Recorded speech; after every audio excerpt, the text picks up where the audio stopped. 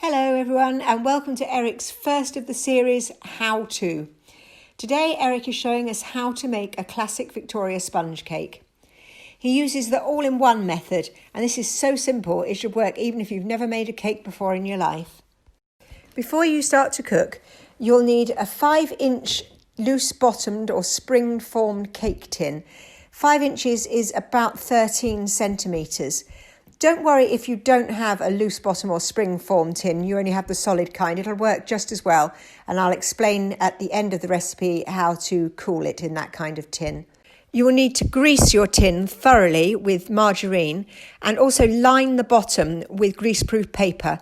So draw around the tin on a sheet of greaseproof paper, cut it out and pop it in the bottom of the tin. Next, preheat your oven to 180 degrees centigrade. And now for the ingredients. You'll need 3 eggs, 225 grams of soft margarine, 225 grams of caster sugar, preferably, although granulated is fine, 225 grams of self-raising flour, some jam, and 225 ml of double cream whipped. As you can see in the video, Eric is using a standing kitchen mixer.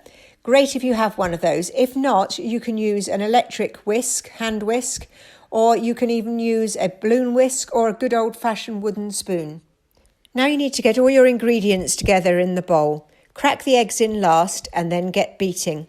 If you're using an electric mix, build the power up to full power and then leave on full power for about 2 minutes. If you're doing it by hand or with an electric hand mixer, just keep on mixing until it's light and fluffy.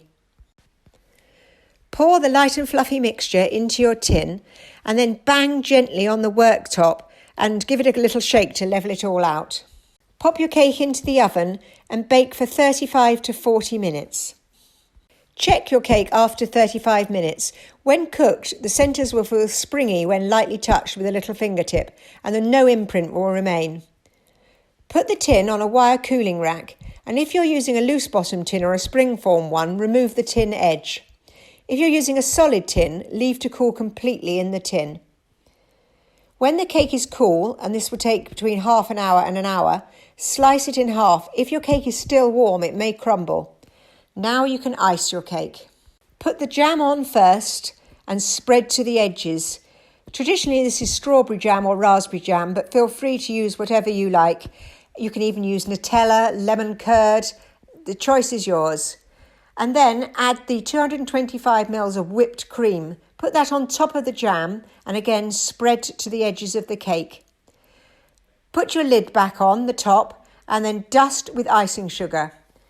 As you can see, Eric's cake looks beautiful, so I really look forward to seeing what you can make. Don't forget to send your videos and photos in. We're really looking forward to seeing them. Enjoy!